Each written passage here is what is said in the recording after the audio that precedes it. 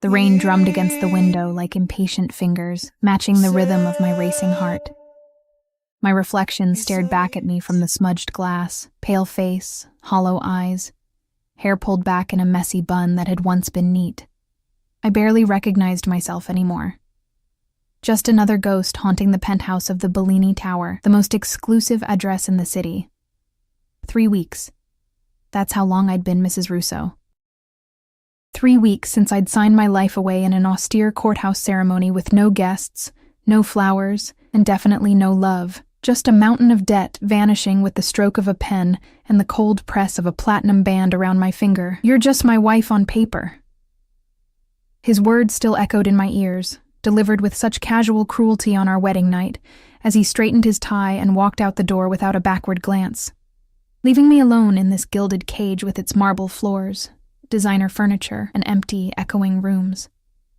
I pressed my forehead against the cool glass, watching raindrops race down the pane. 60 floors below, the city lights blurred into a kaleidoscope of colors through my tears.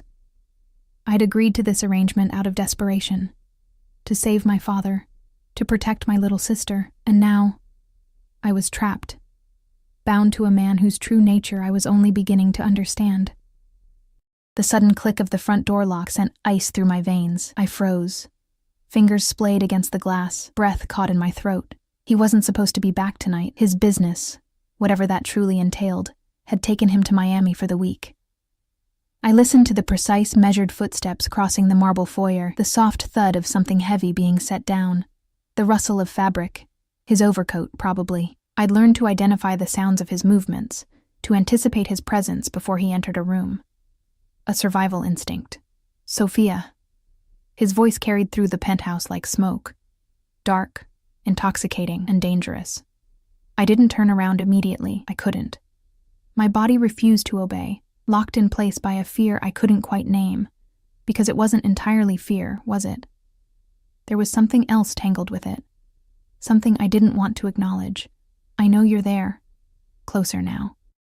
In the doorway to the living room, I turned slowly, my silk robe whispering around my legs. He stood framed in the archway, the city lights silhouetting his tall figure. Antonio Russo, my husband in name only, the most feared man in the city. You're back early, I managed, hating how my voice trembled. He stepped into the room, and I caught the subtle scent that always accompanied him. Expensive cologne with notes of cedar and something darker underneath. Like most predators, he moved with an economy of motion, purposeful and controlled. His charcoal suit was immaculate despite the downpour outside, not a drop of rain on his broad shoulders, not a hair out of place. Change of plans. His eyes, so dark they were almost black, scanned me from head to toe, his expression unreadable. Pack a bag. I blinked, certain I'd misheard. I'm sorry? Pack a bag. Each word precisely enunciated, as if speaking to someone particularly slow. We leave in an hour. My hands instinctively clutched the edges of my robe tighter. Leave? Where? Does it matter?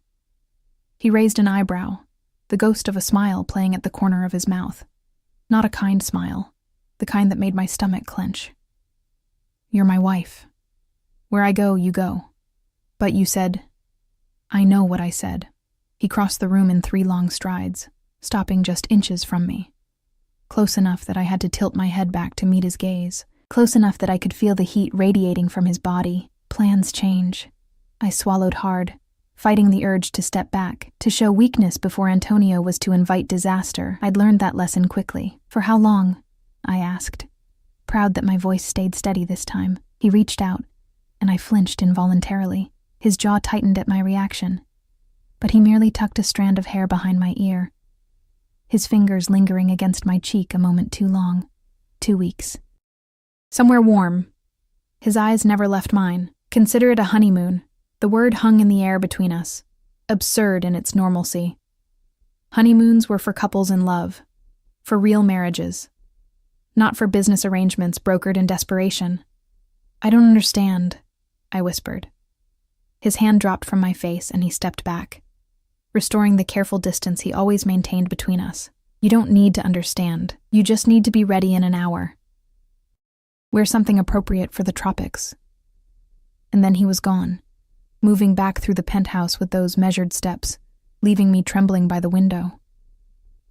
An hour later, I stood in the private elevator that serviced only our floor, a small suitcase at my feet. I'd chosen a simple navy dress with a white cardigan, an outfit that could pass for elegant but unremarkable, the kind that wouldn't draw attention, the kind that said, "I am nobody important."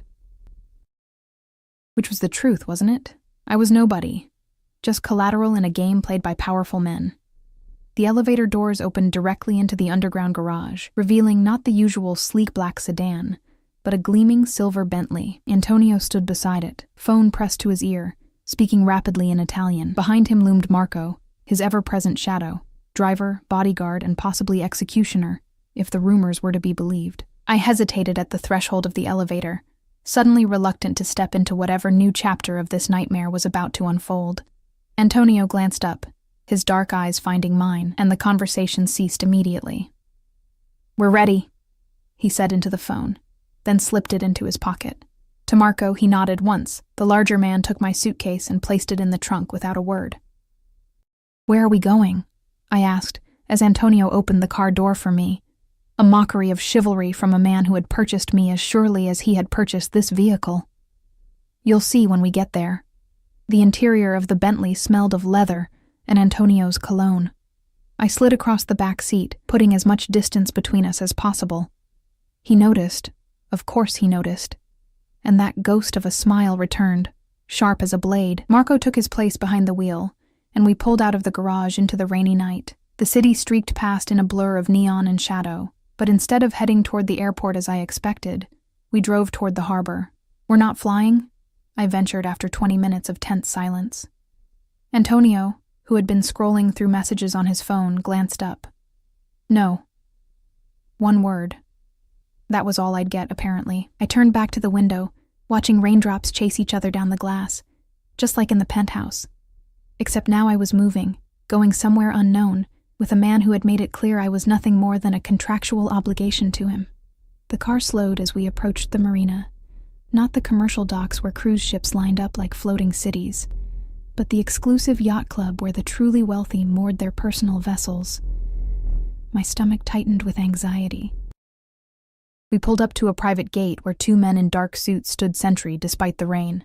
They straightened as our car approached, eyes alert and watchful. One stepped forward, bending to peer into the window as Marco lowered it. A brief exchange in Italian, and the gate swung open. We proceeded down a long dock illuminated by soft lights. At the end, gleaming white against the dark water, waited a yacht that took my breath away. Not some modest pleasure craft, but a floating mansion, at least 150 feet of luxury, bobbing gently on the night-black harbor. That's yours?" I couldn't help asking as Marco stopped the car. Antonio's gaze slid to mine, something like amusement flickering in those dark depths. "Of course it's mine." Before I could respond, my door was opened by yet another suited man. How many people worked for him? And I was helped out into the light rain. Antonio appeared at my side, his hand finding the small of my back, guiding me forward with a touch that burned through the thin fabric of my dress. More men appeared, taking our luggage, murmuring respectful greetings to Antonio. All avoided looking directly at me, as if I were something forbidden, or perhaps merely insignificant. We boarded via a gangway that led to a deck of polished teak. Glass doors slid open automatically, revealing an interior that rivaled the penthouse in opulence. "Your stateroom is this way," Antonio said, his hand still at my back, propelling me forward through a main salon with cream leather sofas and abstract art pieces that probably cost more than my father's entire house. We descended a curved staircase to a lower deck, the yacht humming to life around us as the crew prepared for departure. Antonio led me to a door at the end of a carpeted hallway, opening it to reveal a suite bathed in soft light. "Make yourself comfortable," he said, finally removing his hand from my back. "We sail in 30 minutes. I stepped into the room, taking in the king-sized bed with its pristine white duvet, the panoramic windows that would offer a view of the sea in daylight, the door that presumably led to a private bathroom. "And where will you be staying?" I asked, turning to face him. unable to keep the edge from my voice, that dangerous, almost smile again. "This is the master suite, Sophia." He gestured to a door on the far side of the room that I hadn't noticed. "My quarters are through there." My heart stumbled in my chest. "But you said, on our wedding night." "I know what I said." He stepped closer, and I caught that scent again. Cedar, spice, power. "As I told you earlier, plans change." I backed away until my legs hit the edge of the bed. "What does that mean exactly?" Antonio reached out, his fingers catching my chin, tilting my face up to his. His touch was surprisingly gentle, at odds with the intensity in his gaze. "It means, my paper wife, that perhaps it's time we rewrote the terms of our arrangement." He released me and stepped back, straightening the cuffs of his shirt with meticulous precision. "Rest. We have a long journey ahead." Then he was gone, the door closing softly behind him, leaving me alone with the gentle rocking of the yacht and the thundering of my pulse. I sank onto the bed, my legs suddenly unable to support me. What had I gotten myself into? What game was Antonio playing now? 2 weeks on this yacht, sharing a suite with a man who had made it clear I was nothing more than a business transaction to him, until now. "Plans change," he had said. The words echoed in my mind as I felt the engines of the yacht rumble to life beneath me. Wherever we were going, whatever Antonio had planned, one thing was becoming terrifyingly clear. The boundaries he had so carefully established between us were beginning to blur, and I wasn't sure if I was more afraid of him crossing those lines or of how desperately a part of me wanted him to. Sleep evaded me that night, chased away by the gentle rocking of the yacht and the knowledge that Antonio was just beyond that connecting door. I lay awake, watching moonlight filter through the blinds, casting silver patterns across the luxurious bedding. The engines had settled into a steady hum hours ago as we slipped away from the harbor and into open water, bound for a destination I still didn't know. Around dawn, exhaustion finally pulled me under, but it seemed only minutes later when a soft knock at the door jolted me awake. "Mrs. Russo?" A woman's voice, accented and deferential. I sat up, disoriented, hair tumbling around my shoulders. "Yes?" The door opened to reveal a petite woman in a crisp uniform. "Good morning. I'm Elena, the chief stewardess. Mr. Russo asked me to assist you with anything you might need during the voyage." I pulled the sheets higher, suddenly conscious of how vulnerable I looked. "What time is it?" "Just past 9, ma'am. We've been at sea for approximately 6 hours." She moved efficiently around the room, opening the blinds to reveal a stunning expanse of blue. The sea stretched to the horizon, no land in sight. "Breakfast is served on the aft deck whenever you're ready. I've laid out some options in the wardrobe for today." She indicated an ornate wardrobe in the corner that I hadn't properly noticed the night before. "Mr. Russo mentioned you packed." Hastily, the slight pause said everything. My simple navy dress and cardigan, my hastily packed suitcase with its modest contents. All had been noted, judged, and found wanting. "Thank you," I said stiffly, determined not to show how out of place I felt. "I'll be up shortly." Elena nodded and withdrew, leaving me alone once more. I slipped from the bed and padded across the plush carpet to the wardrobe. Inside hung at least a dozen outfits, all in my size, all with designer labels I recognized but had never been able to afford.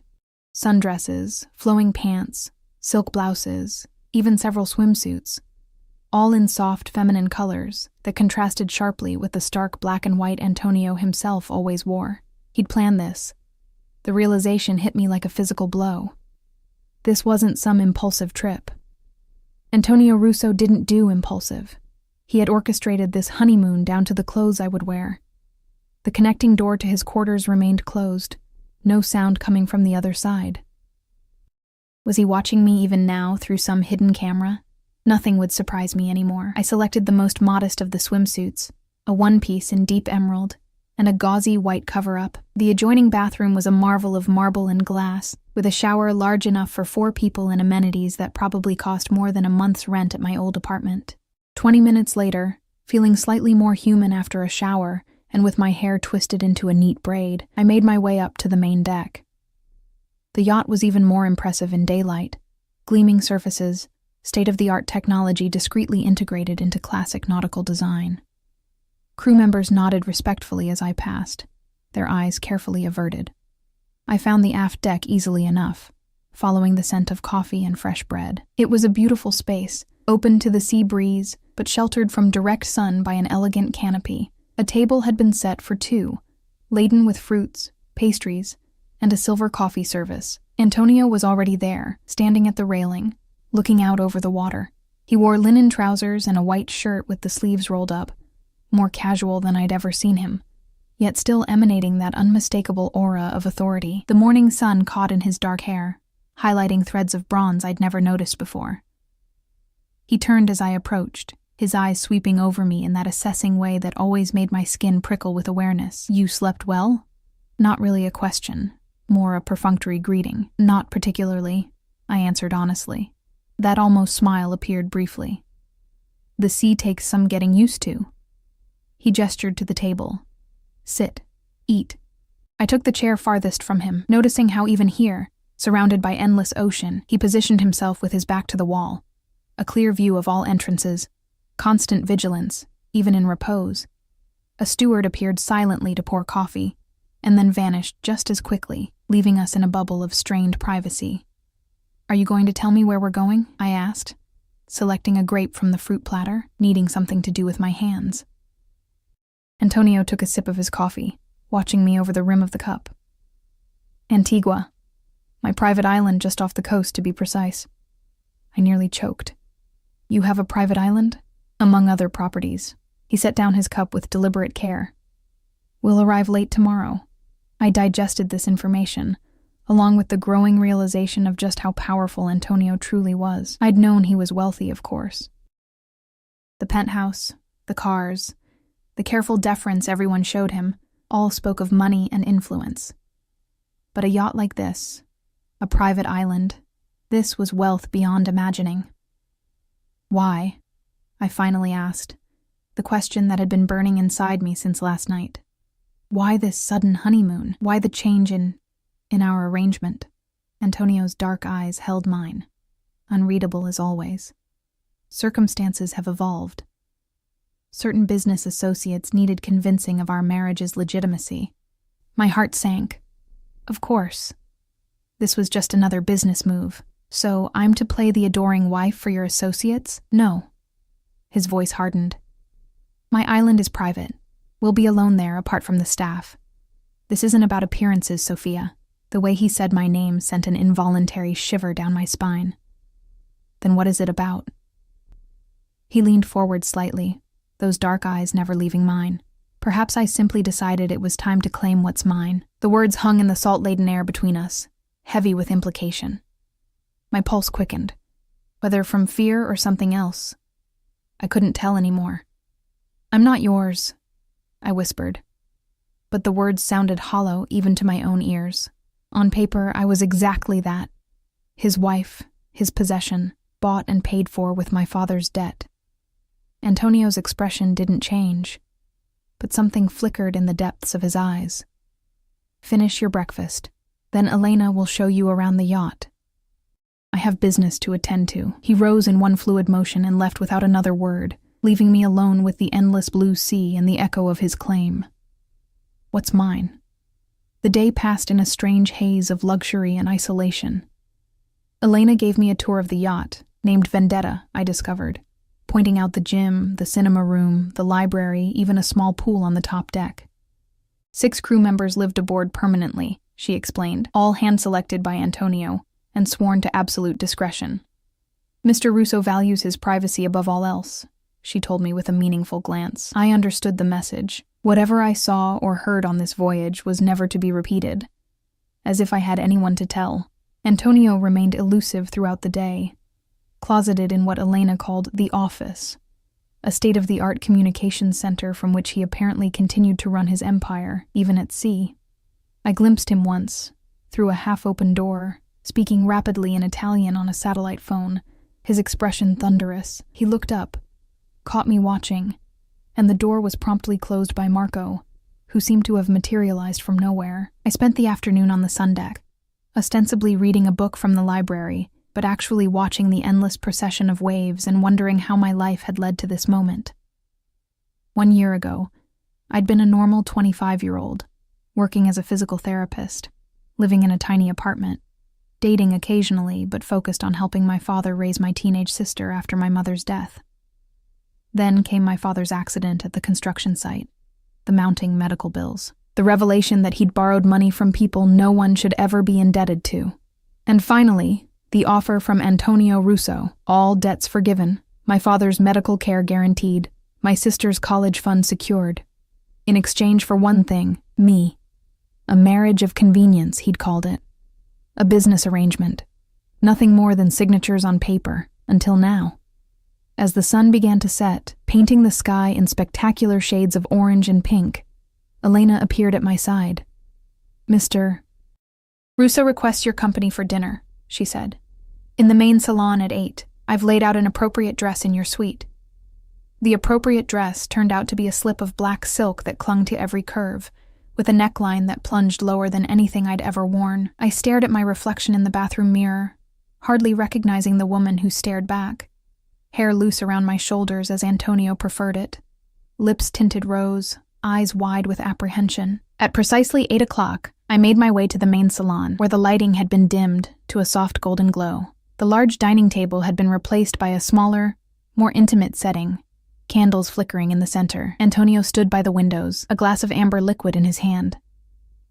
He turned as I entered, and for the first time since I'd known him, I saw a reaction he couldn't quite control.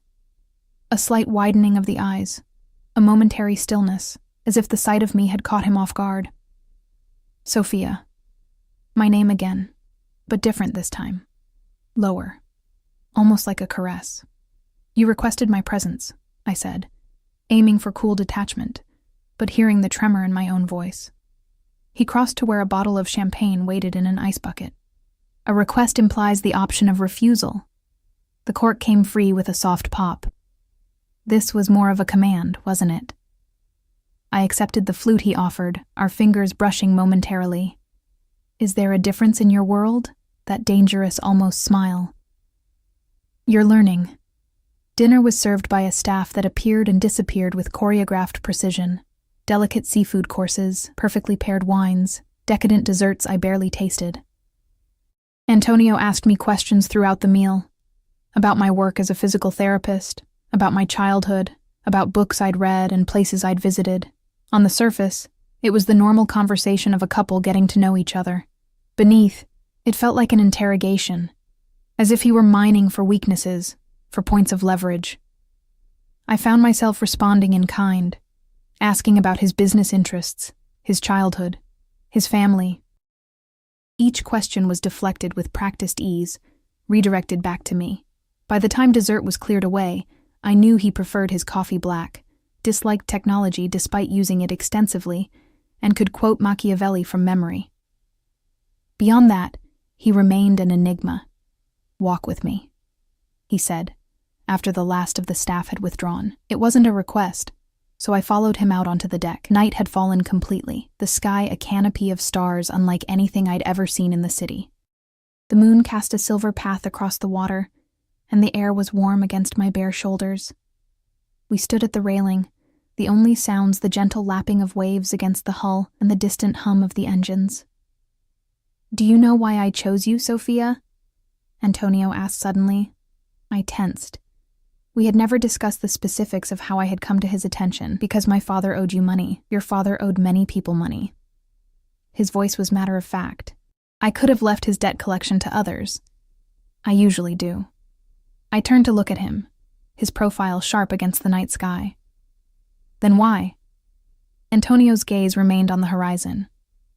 I saw you once, at the hospital, sitting beside your father's bed, reading to him even though he was unconscious.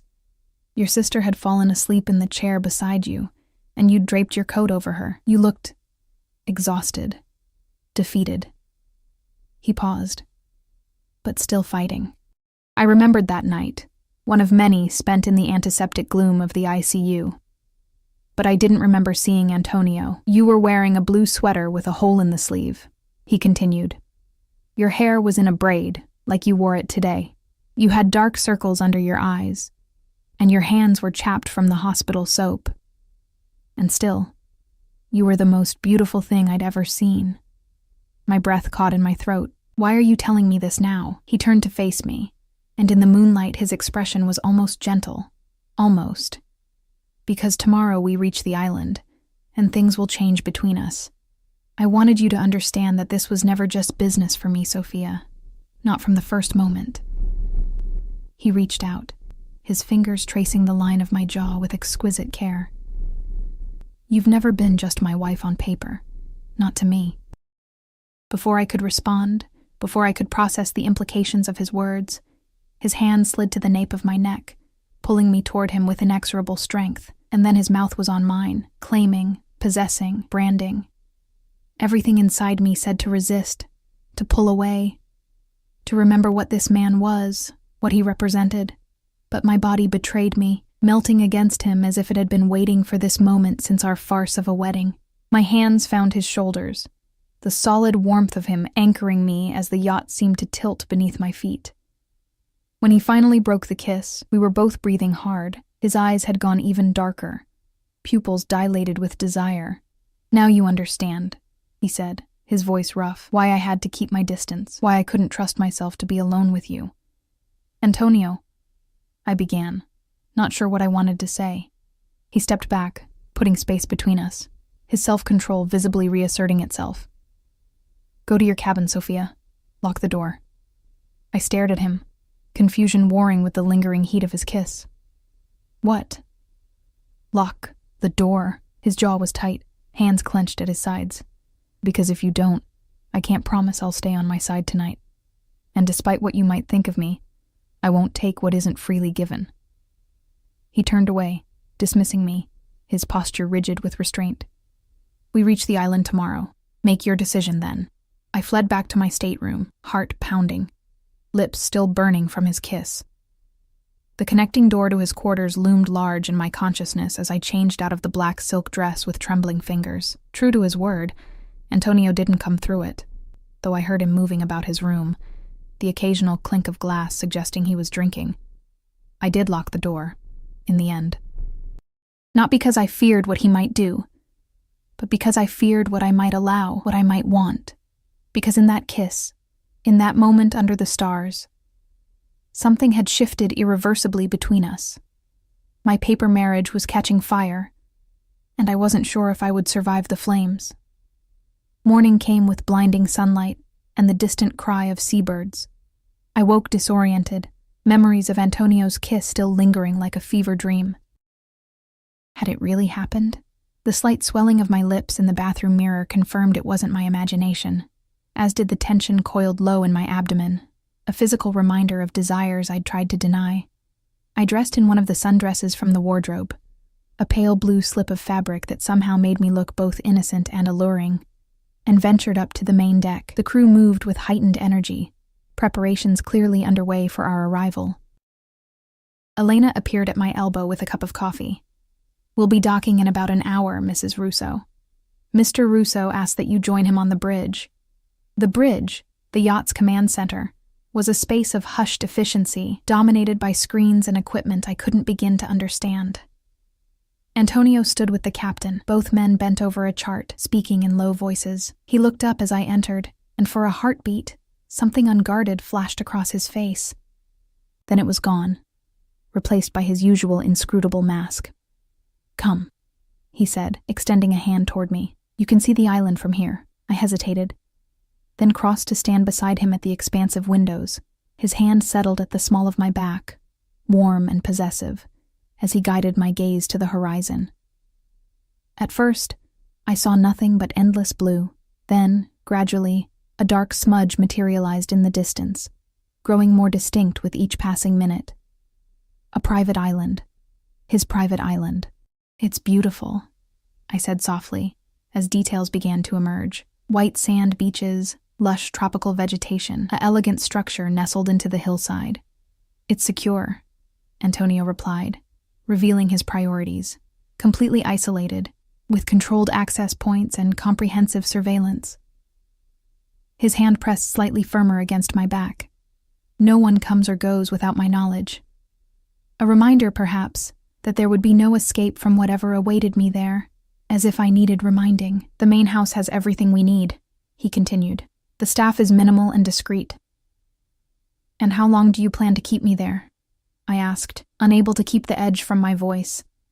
His dark eyes met mine, unreadable as ever. That depends on you, Sophia. Before I could ask what he meant, the captain approached with a question about the docking procedure, and Antonio's attention was diverted.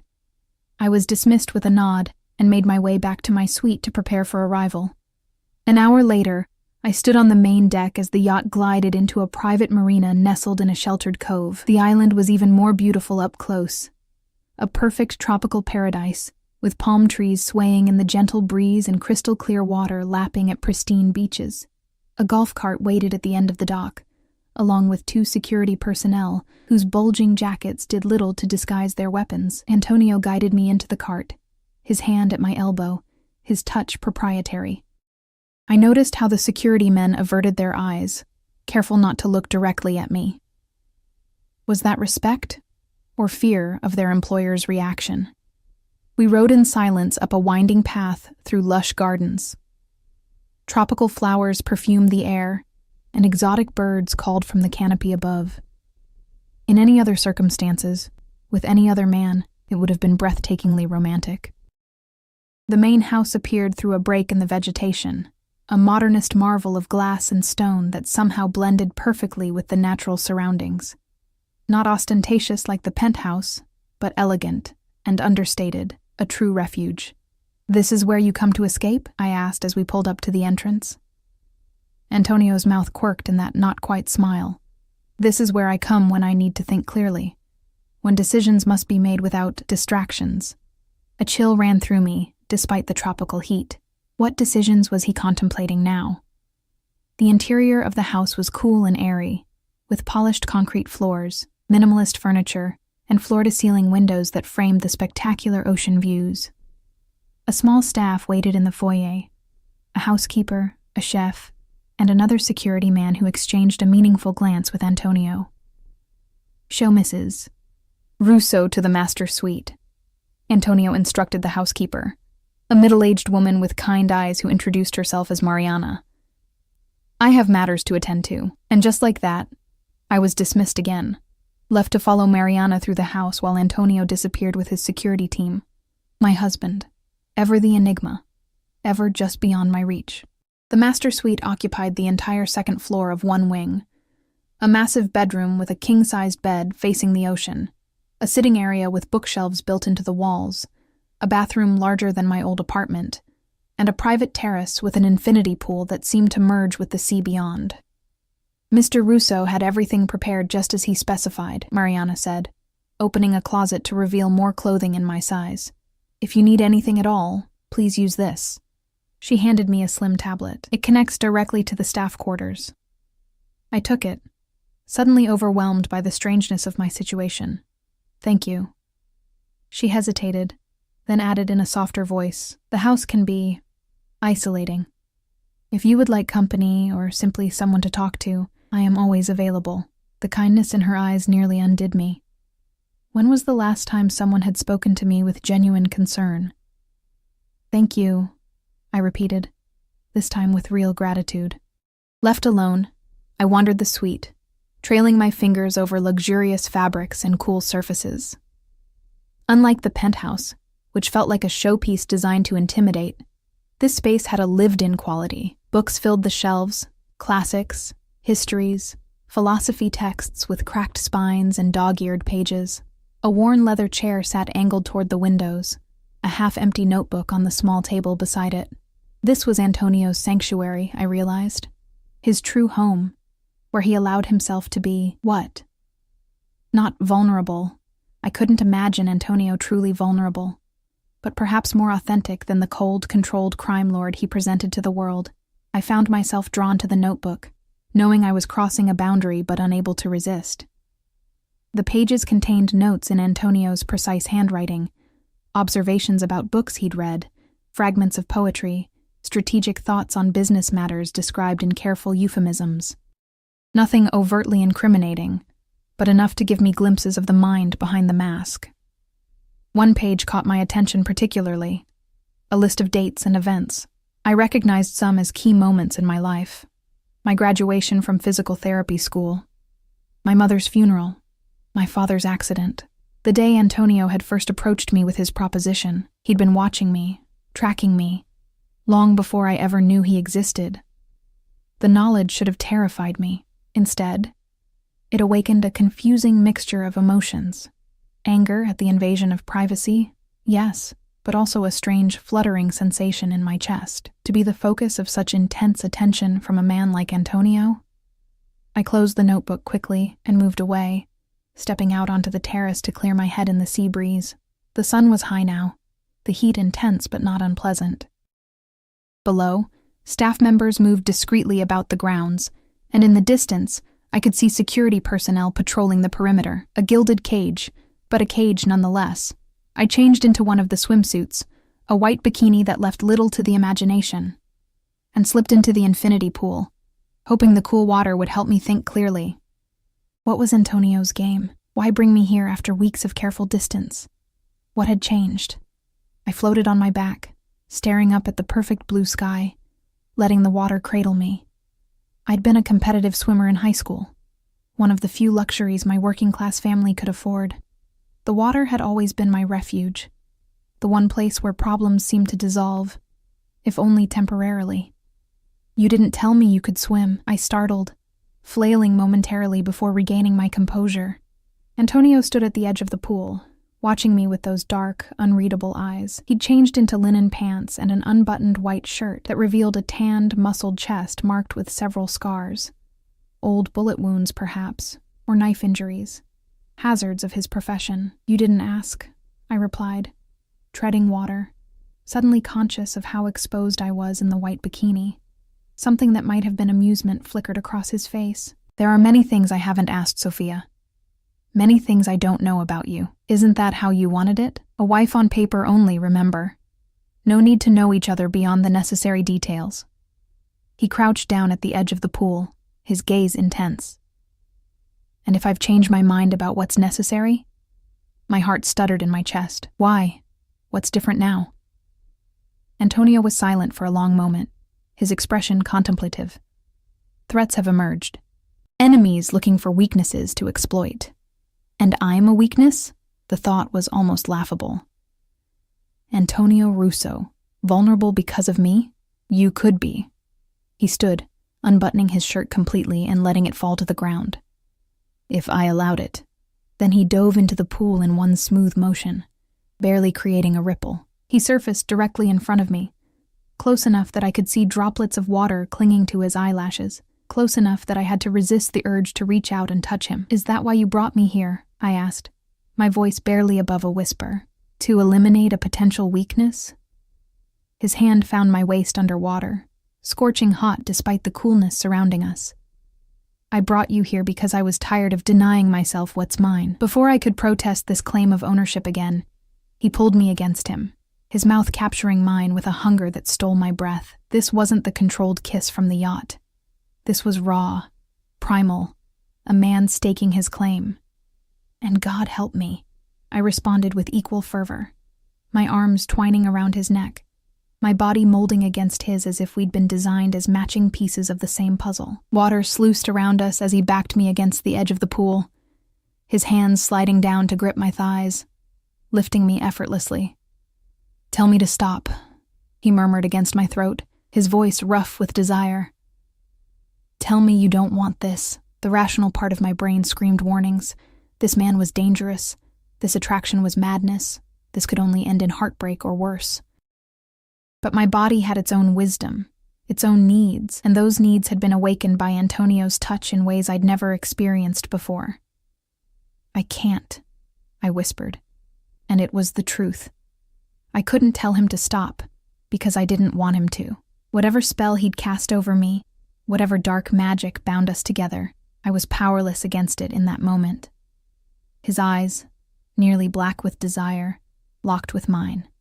Then be very sure, Sophia, because once I take you, there's no going back. You'll be mine in every way. No more paper marriage.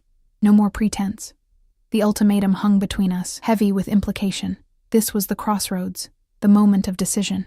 I could pull away now, retreat behind the careful boundaries we'd established. Or I could step into the fire, knowing I might be consumed. "I'm sure," I said, the words barely audible over the gentle lapping of water against the pool's edge. Something flashed in his eyes, triumph, relief, hunger, and then his mouth was on mine again, his hands everywhere, igniting flames across my skin. We didn't make it back to the bedroom. There on the terrace, with the infinite blue of sky and sea as our witnesses, Antonio claimed what he had always considered his. Afterward, wrapped in plush towels on one of the lounge chairs, my head resting on his chest, I listened to the steady beat of his heart and wondered if I'd made a terrible mistake, or if, perhaps, I'd finally made the first right choice since this whole arrangement began. "What happens now?" I asked, my voice small against the vastness of the ocean spread before us. Antonio's fingers traced lazy patterns on my bare shoulder. "Now you truly become my wife." "And what does that mean, exactly?" He shifted, tilting my chin up so I had to meet his gaze. "It means you'll be by my side, in public, in private. It means you'll have my protection, my name, my resources." His expression hardened slightly. "It also means you'll accept certain realities about my business." A diplomatic way of saying I would need to accept that I was married to a criminal, a man whose empire was built on violence and fear. "You still haven't told me what changed," I said, needing to understand. "Why now, after weeks of keeping me at arm's length?" Something shuddered in his expression, and he sat up, reaching for his discarded pants. "Get dressed.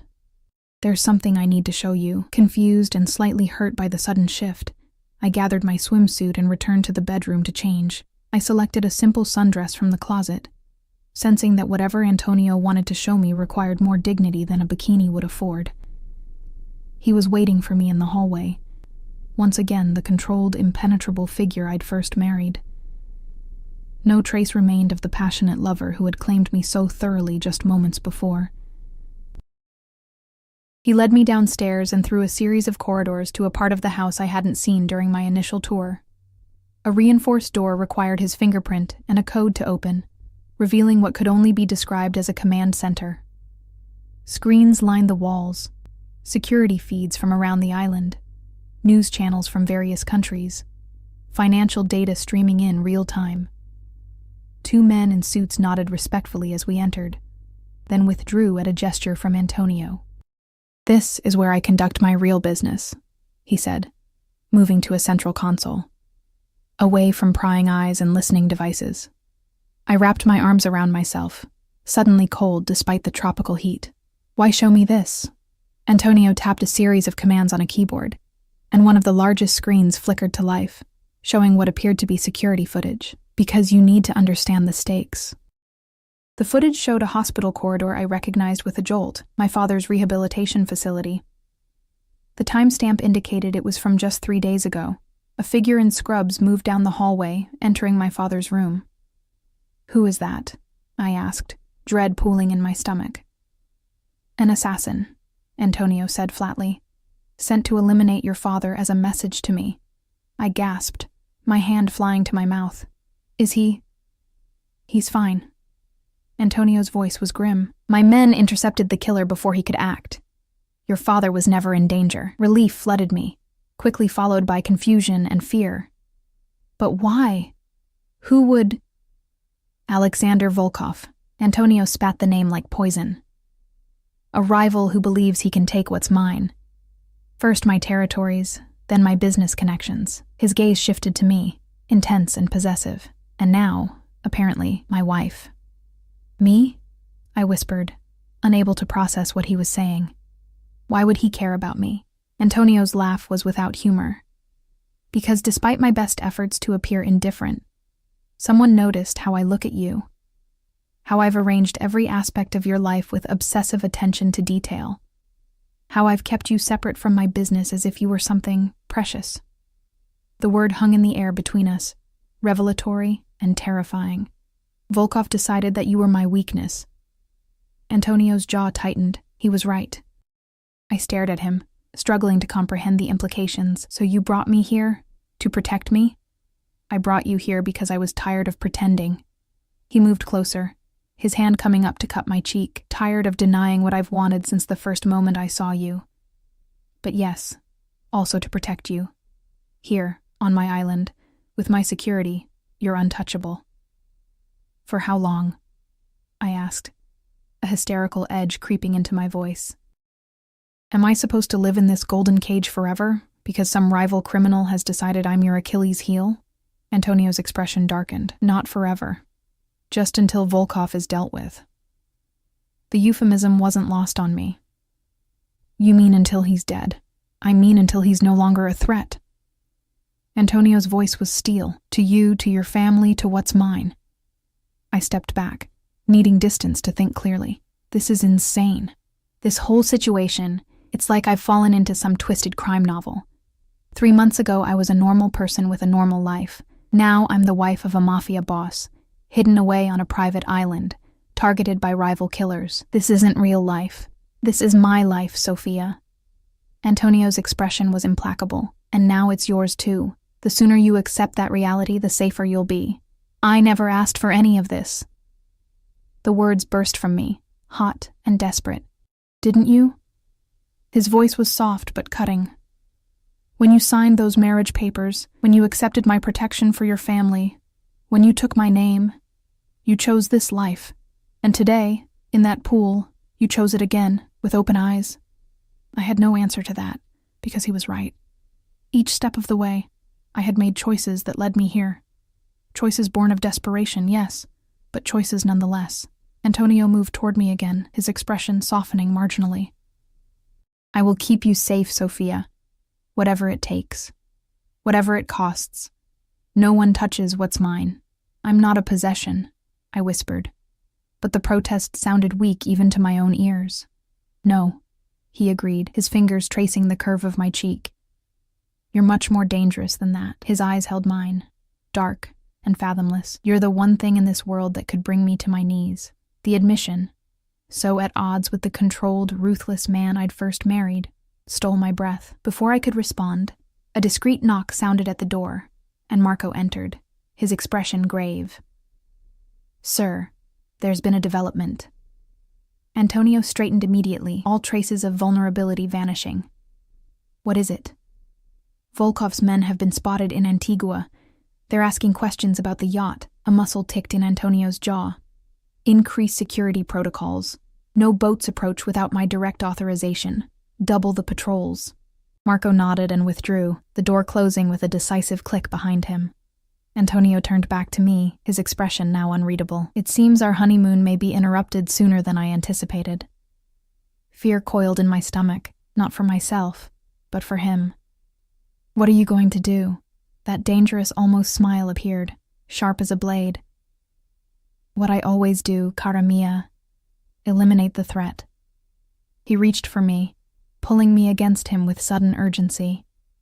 His kiss was fierce, almost punishing, as if he were branding me one last time. Stay in the house, he ordered when he finally released me. Do not leave for any reason. Do not trust anyone except Mariana and Marco. Antonio, I began.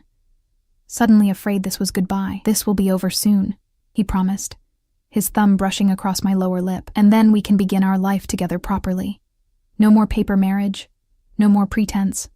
As he walked away, back straight and shoulders squared like a warrior heading into battle, I realized with startling clarity that somewhere along the way, despite everything I knew about him, despite all the reasons I should fear him, I had fallen for Antonio Russo. Not just physically, not just sexually, but completely, and now I might lose him before our real story had even begun. Night fell over the island like a velvet curtain, bringing with it a silence so profound it seemed to press against my ears.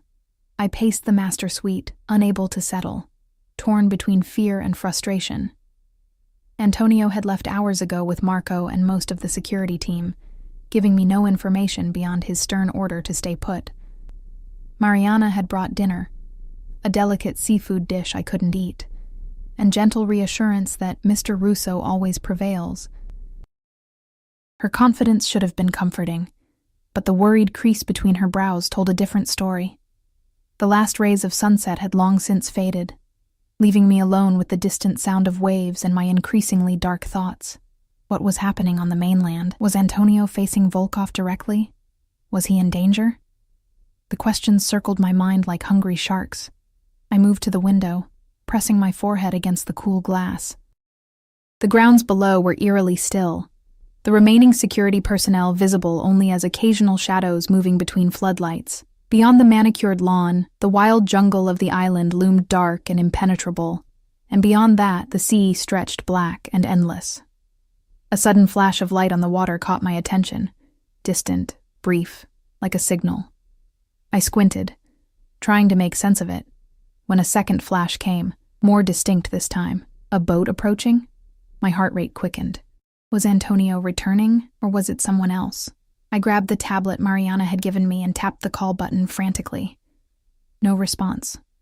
I tried again, switching to different staff quarters. Nothing. The house felt suddenly, ominously empty. A soft thud from somewhere below sent ice through my veins. Moving on instinct, I switched off the lights in the suite and crept to the door, pressing my ear against it. Silence.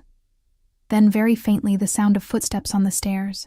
Not Antonio's footsteps. I'd learned to recognize his precise, measured tread. These were lighter, cautious, the steps of someone trying not to be heard. Panic surged through me. I backed away from the door, searching desperately for a weapon, a hiding place, an escape route, the terrace. Too exposed. And a dead end. The closet. First place they'd look. Under the bed? Childish and futile. The bathroom. It had a heavy door with a lock and a window that might, just might, be large enough for me to squeeze through. I slipped inside just as the footsteps reached the top of the stairs, closing the door with painful slowness to avoid any sound. The lock engaged with a soft click that seemed deafening in the silence. My breath came in short, shallow gasps as I pressed my back against the door, listening. The suite door opened. Footsteps entered. 2 sets now, moving with purpose across the bedroom. "Check the closet," a man's voice ordered softly, the accent distinctly Eastern European. She must be here somewhere. Volkov's men. They'd found me. Antonio's fortress had been breached. I backed away from the door, toward the window, my bare feet silent on the marble floor. The window was set high in the wall, designed for light and privacy rather than escape, but wide enough that I might be able to slip through. Below would be a drop of unknown height into darkness. A better option than facing Volkov's assassins. I climbed onto the vanity, reaching for the window latch, when a voice outside the bathroom door froze me in place. "She's not in the closet. Try the bathroom." The door handle jiggled. The lock held. But for how long? "Mrs. Russo," the voice called, mockingly polite. "We know you're in there. We have no desire to harm you. We simply need you to come with us. Mr. Volkov wishes to speak with you." I said nothing, frantically working at the window latch. It was stiff from disuse, resisting my trembling fingers. "Mrs. Russo," the voice continued, harder now, "your husband has taken something that belongs to Mr. Volkov. He merely wishes to negotiate an exchange. You for what was stolen." The latch finally gave way, and I pushed the window open, a rush of warm night air flooding in. Outside was a narrow ledge, barely wide enough for my feet, with a sheer drop beyond. But to the right, perhaps 15 feet away, was the roof of a lower section of the house. If I could reach it. A loud thud against the bathroom door. They were trying to break it down. The lock wouldn't hold for long. I hoisted myself up, squeezing through the window with difficulty, gasping as my ribs scraped against the frame. For once, I was grateful for my petite frame. Another thud, splintering wood. No time to think, no time to be afraid. I balanced precariously on the narrow ledge, my back pressed against the wall, inching sideways toward the lower roof. The night breeze tugged at my sundress, threatening to unbalance me. Below, darkness concealed the true height of the drop, but my mind filled in terrifying possibilities. The bathroom door crashed open behind me just as I reached the edge of the ledge. A shout of anger, then a face appeared at the window, a hard-faced man with cold eyes. "She's outside, on the ledge." No more time. I gathered myself and leaped toward the lower roof, a scream trapped in my throat. For one terrible moment, I was airborne. certain I would fall. Then my feet hit the roof, knees buckling with the impact, and I was rolling, scraping across rough shingles before coming to a stop against a chimney stack. Pain lanced through my arms and legs, but nothing seemed broken. I forced myself up, knowing they would be after me. The lower roof connected to a section of the house I hadn't explored. A service wing, perhaps, or guest quarters.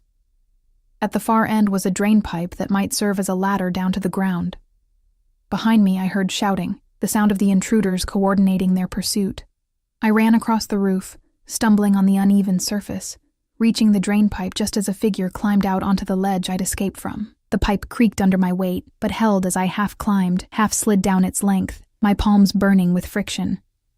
I dropped the last few feet, landing hard on grass, and took off running toward the dense vegetation that bordered the manicured lawn. The jungle was my only hope now, a place to hide until Antonio returned. If he returned. I plunged into the undergrowth, immediately enveloped by darkness so complete it was like being blindfolded. Branches whipped at my face and arms. Roots threatened to trip me with every step, but fear drove me forward. Behind me, flashlight beams cut through the darkness, voices calling to each other as they organized the hunt. I had no plan beyond putting distance between myself and my pursuers, no knowledge of the island's geography, no survival skills beyond basic common sense. Keep moving. Stay quiet. Find water. Follow it downstream to the sea, then follow the coastline back to the dock.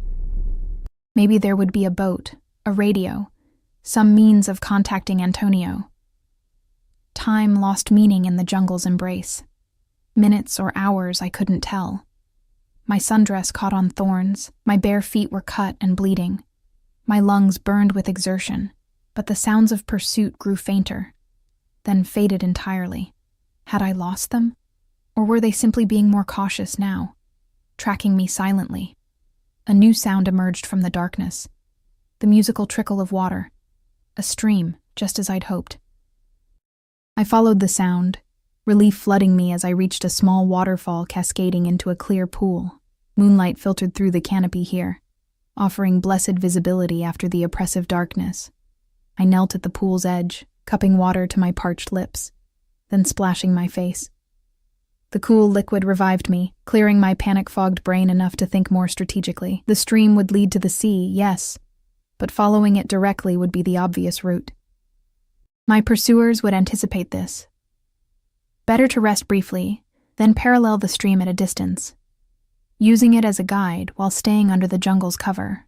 I had just risen to my feet when a twig snapped behind me. I whirled, heart leaping to my throat, to find myself staring into the barrel of a gun.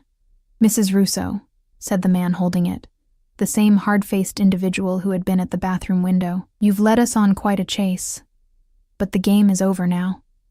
Two more men emerged from the darkness, forming a semicircle around me, cutting off any hope of escape, all armed, all watching me with the flat, empty eyes of professional killers. "Mr. Volkov is waiting," the first man said.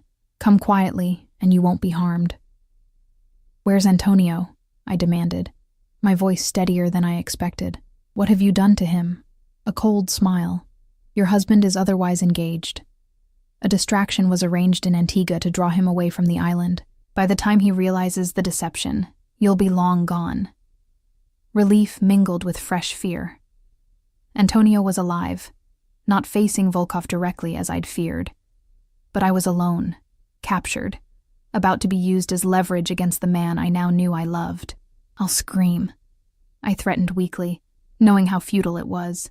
The man shrugged. "There's no one to hear you. The house staff has been neutralized. Mariana, the kind-eyed housekeeper who had offered friendship." My stomach clenched with guilt and grief. "Now, Mrs. Russo, come with us, or things will become very unpleasant." I had no choice. No weapon, no plan, no hope of outrunning or outfighting three armed men. I stepped forward, head high despite the fear coursing through me. If they were taking me to Volkov, perhaps I could reason with him, negotiate, buy time for Antonio to find me. One of the men grabbed my arm roughly, pushing me ahead of them back through the jungle. We moved faster now, no longer bothering with stealth. They had their prize. Me. We emerged from the jungle near a different section of coastline than the main dock, where a sleek speedboat waited. 2 more men stood guard beside it, cigarettes glowing in the darkness. 5 against 1. The odds kept getting worse. "In!" my captor ordered, shoving me toward the boat. I climbed in, wincing as the rough fiberglass scraped my already bleeding feet. The men followed, one taking position at the wheel while the others kept their weapons trained on me. The engine roared to life, shattering the night's silence, and we shot away from the shore, leaving Antonio's island and my brief taste of happiness behind. The journey passed in a blur of sea spray and terror. I sat hunched in the bow, arms wrapped around myself, mind racing through scenarios, each more hopeless than the last. What did Volkov want? What had Antonio supposedly stolen? How could I possibly survive this? After what seemed like hours but was probably less than one, lights appeared on the horizon, the main island of Antigua, but we didn't head for the public marina or any of the tourist areas. Instead, the boat veered toward a secluded cove where a larger yacht waited, lights blazing against the night sky, not as large as Antonio's Vendetta, but impressive nonetheless, and undoubtedly belonging to Alexander Volkov. The speedboat pulled alongside, and rough hands hauled me up onto the deck. I was pushed through a door into an opulent salon, my bare feet sinking into plush carpet. The contrast between my bedraggled, bleeding state and the luxury surrounding me couldn't have been more stark. "Wait here," my captor ordered, then left me alone, the door locking with an ominous click behind him. I sank onto a leather sofa, exhaustion suddenly overwhelming me. My arms and legs were scratched and bleeding from my jungle flight, my sundress torn and filthy, my hair a tangled mess. I must have looked like a wild creature, cornered and desperate. Which was exactly what I was. Time ticked by, measured only by the gentle rocking of the yacht and the muted hum of its engines. I fought to stay alert, to prepare myself for whoever was coming. But fatigue dragged at me like an undertow. The door finally opened, and a man entered alone. Not the hard-faced captor, but someone altogether more elegant and more terrifying. Tall and lean, with silver-streaked dark hair and eyes the pale blue of Arctic ice. He wore an impeccably tailored white suit that should have looked ridiculous on a yacht in the Caribbean, but somehow enhanced his aura of cold authority. Alexander Volkov.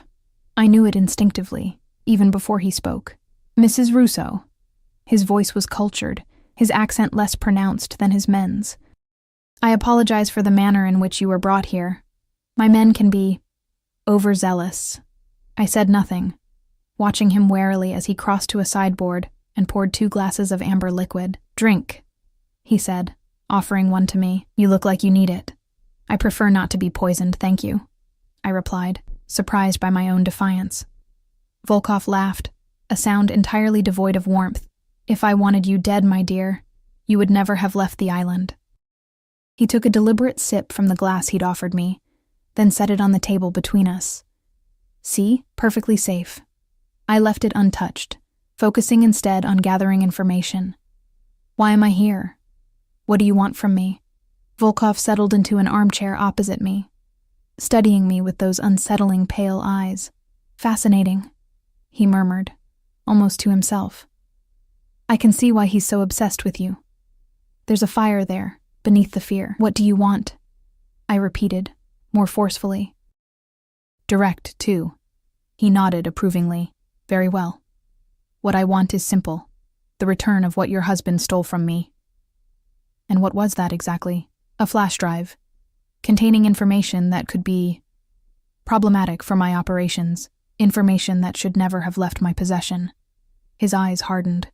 Information that Antonio Russo somehow acquired and is now using to dismantle my business piece by piece.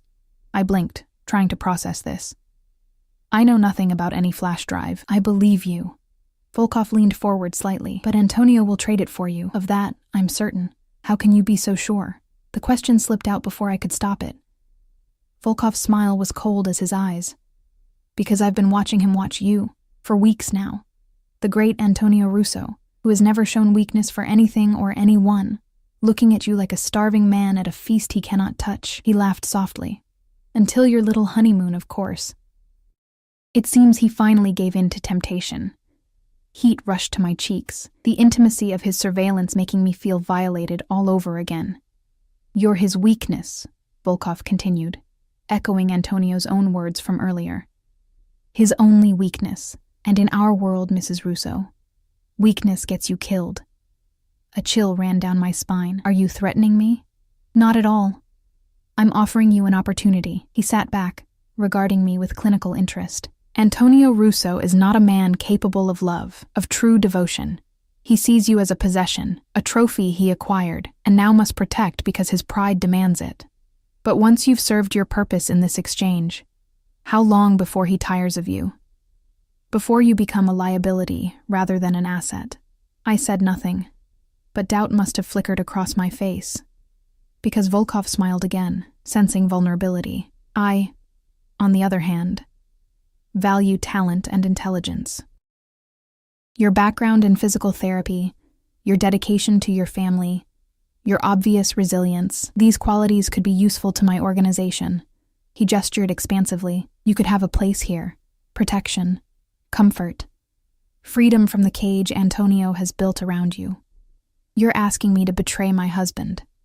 My voice was flat. I'm offering you a choice. Volkov's eyes bored into mine. More than Antonio ever gave you. The words hit their mark with painful accuracy. Had I ever truly had a choice with Antonio? From the moment he'd approached me with his proposition, hadn't I been maneuvered, manipulated, controlled? But then I remembered the way Antonio had looked at me on the terrace after we'd made love. The vulnerability in his eyes when he'd admitted I could bring him to his knees. The careful distance he'd maintained until he couldn't bear it any longer. No, I said, the word emerging stronger than I expected. Whatever game you're playing, I won't be part of it. Volkov's expression hardened, the facade of civility dropping away. A pity. I had hoped you might be reasonable. He stood abruptly. You have until morning to reconsider. By then, Antonio will have received my terms for exchange. His response will tell you everything you need to know about your true value to him. He left without another word, the door locking behind him. Alone again, I finally reached for the glass he'd left, needing something to steady my nerves. The whiskey burned a path down my throat, warming me from the inside out, clearing my head. Volkov was trying to plant seeds of doubt to turn me against Antonio. A classic divide-and-conquer strategy. But why bother? If all he wanted was the flash drive, why try to recruit me? Unless the information on that drive was even more damaging than he'd admitted. Unless Antonio hadn't stolen it, but had been given it. By someone inside Volkov's organization. Someone who might be in danger if the exchange took place. My mind raced with possibilities. Fragments of conversations and observations from my weeks as Antonio's paper wife clicking into place. The mysterious phone calls, the heightened security, the sudden decision to bring me to the island, away from the city where Volkov's influence was strongest. Antonio wasn't just protecting me. He was protecting his source, and I had just walked, or rather, been dragged, into the middle of a war between two of the most dangerous men in the criminal underworld. I curled up on the sofa, too exhausted to explore the room for escape routes or weapons. Whatever happened now was beyond my control. All I could do was wait, and hope that Antonio valued me enough to find a way out of this trap that didn't involve sacrificing either me or his mysterious informant. Sleep claimed me eventually, a fitful doze filled with dreams of dark water and reaching hands.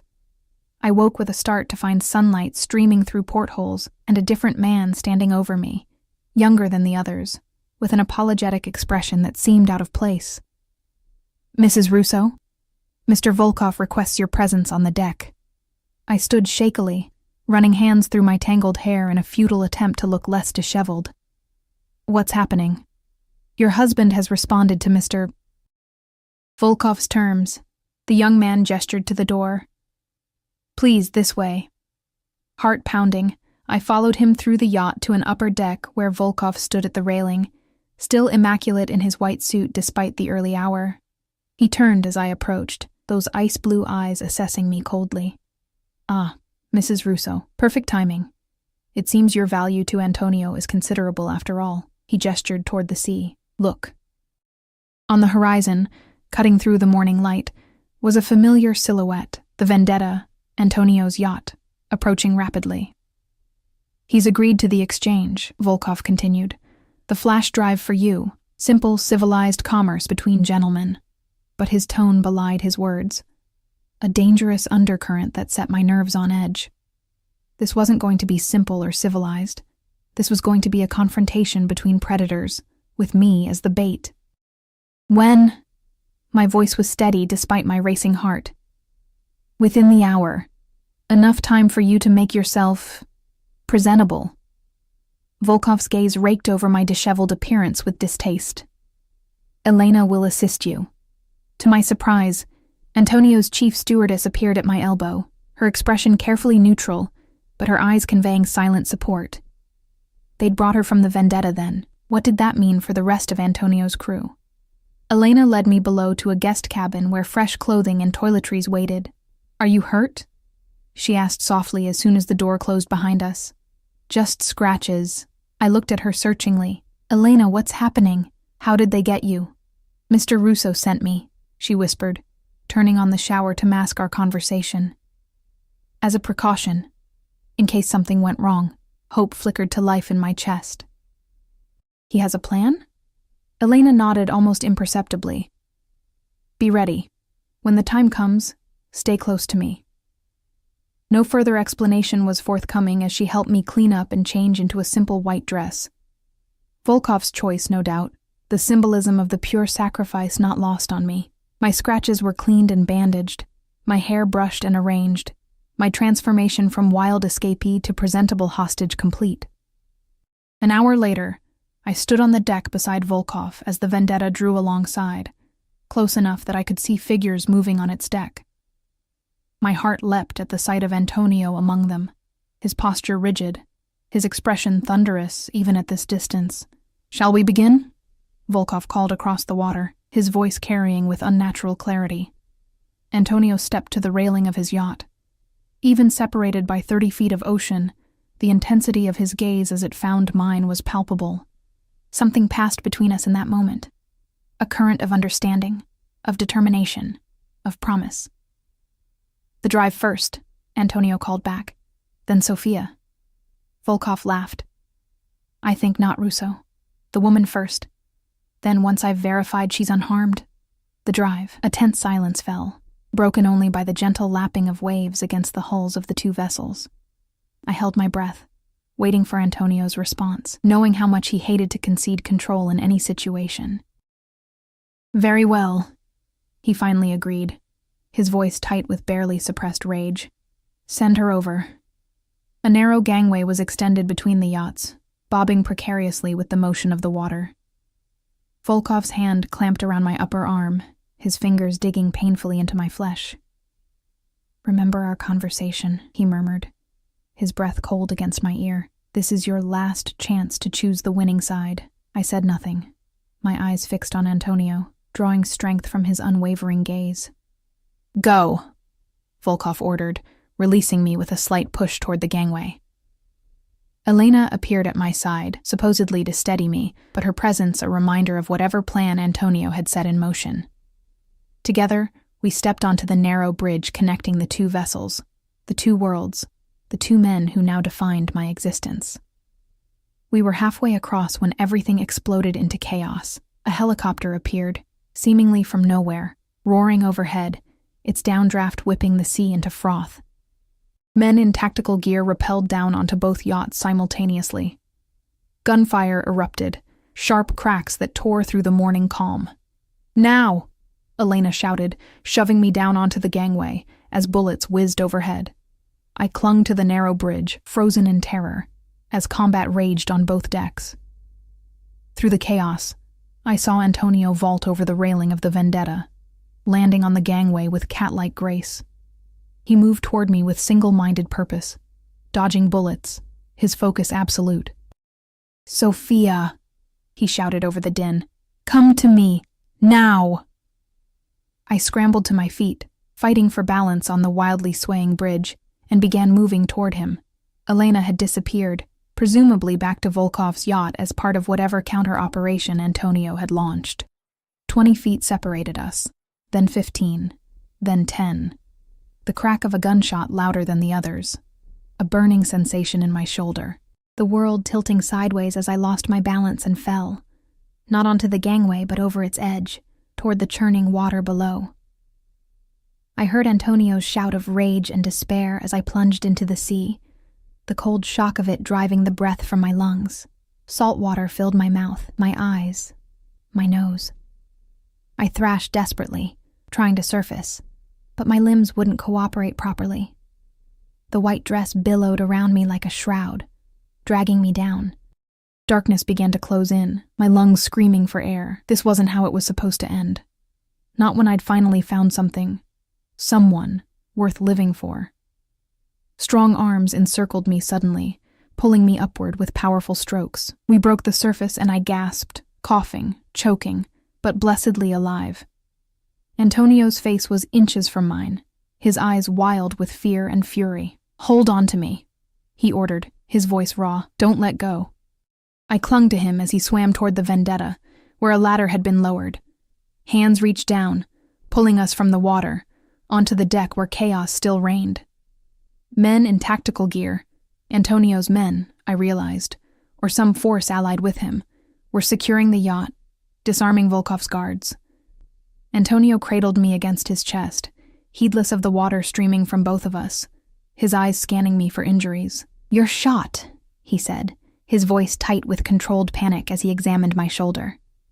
"Just a graze," I managed, though the burning sensation suggested it might be more serious. "Antonio, what?" "Later," he cut me off, lifting me in his arms as if I weighed nothing. "We need to get you out of here." He carried me across the deck toward the waiting helicopter, its rotors still spinning, creating a bubble of deafening noise around us. Through the haze of pain and confusion, I caught a glimpse of Volkov being held at gunpoint by Marco, blood streaming from a cut on his forehead, that impeccable white suit now stained red. The flash drive, I remembered suddenly. There was no flash drive, Sophia. Antonio's face was grim as he lifted me into the helicopter. Only you. It was always only about you. The realization hit me with the force of a physical blow. There had been no stolen information, no informant to protect. Volkov had taken me for the simplest, most primal reason: to hurt Antonio through the one thing he cared about: me. Antonio climbed in beside me, barking orders to the pilot. As the helicopter lifted off, I caught one last glimpse of the two yachts below, the Vendetta intact, Volkov's vessel now swarming with armed men. A decisive victory in a war I was only beginning to understand. "Where are we going?" I asked, my voice barely audible over the roar of the rotors. Antonio's arm tightened around me, his lips close to my ear. "Home. Our real home. Where no one will ever touch you again." Hours later, after a flight and a drive that blurred together in a haze of pain and exhaustion, I found myself in a place I'd never seen before. A fortress-like mansion nestled in the mountains, far from the city, far from the sea, far from anywhere. A doctor was waiting, treating my wound with professional efficiency. A deep graze that required stitches, but had miraculously missed anything vital. Antonio never left my side, his face a mask of controlled fury that softened only when his eyes met mine. Finally, we were alone in a suite even more luxurious than the one on the island, my shoulder bandaged, my body clean, my mind still struggling to process everything that had happened. "You never told me about this place," I said, sitting on the edge of a massive four-poster bed, wrapped in a silk robe. "No one knows about this place." Antonio stood by the window, silhouetted against the mountain vista beyond. "It's my contingency, for scenarios exactly like this one." "What happens now?" I asked, the question that had been hovering between us since the rescue. Antonio turned to face me, his expression more open, more vulnerable than I'd ever seen it. "That depends on you, Sophia." "On me?" He crossed the room, kneeling before me so our eyes were level, his hands taking mine with unexpected gentleness. "You've seen now what my life truly is. The danger, the violence, the enemies who will always be looking for ways to hurt me." His thumbs traced circles on my palms. "I wouldn't blame you for wanting out, for taking your family and disappearing somewhere safe, somewhere far from me and my world." I stared at him, stunned by what he was offering. You would let me go? Pain flashed across his features. I would die 1,000 deaths every day without you. But yes, if that's what you want, I would let you go. His gaze held mine, intense and sincere. Your freedom for your heart, that's the only trade I'm interested in making now. In that moment, looking into the eyes of the man who had bought me like property, who had kept me at arm's length for weeks, only to claim me with devastating passion, who had moved heaven and earth to rescue me from his enemies, I knew my decision had been made long ago. Perhaps from the first moment he saw me in that hospital, reading to my unconscious father with a hole in my sweater and exhaustion in my eyes. What if I don't want to go? I whispered. What if I want to stay, to be your wife, not just on paper, but in every way that matters? Something broke open in Antonio's expression. Relief, joy, wonder, all emotions I'd never thought to see on his face. Then I would spend the rest of my life making sure you never regretted that choice, protecting you, cherishing you. His voice dropped lower, rougher. Loving you as you deserve to be loved. I reached out, my fingers tracing the strong line of his jaw, the curve of his mouth that was finally forming a real smile instead of that dangerous, almost smile I'd grown accustomed to. I choose you, I said simply, with open eyes, knowing everything. Antonio rose in one fluid motion, gathering me into his arms with exquisite care for my injured shoulder. His kiss was different from any we'd shared before. Not claiming, not possessing, but a mutual surrender, a promise sealed without words. When we finally broke apart, breathless, his forehead resting against mine, he whispered, "No more paper marriage, Sophia. From now on, every vow between us is written in blood and bone and breath." "And heart," I added. My fingers splayed across his chest, feeling the strong, steady beat beneath. "And heart," he agreed, the word sounding foreign on his tongue, as if he'd never had cause to say it before. Perhaps he hadn't. Perhaps we were both learning a new language, creating a new world between us out of the ashes of the old. As he laid me gently on the bed, his eyes never leaving mine, I knew with absolute certainty that whatever dangers lay ahead, whatever enemies might come for us, we would face them together. No longer predator and prey, no longer owner and possession, but partners in a dance as old as time. Two souls who had found each other against impossible odds, and who would burn the world down before letting go. Our paper marriage had ignited, transformed by fire into something unbreakable, something real, and not even death would part us now.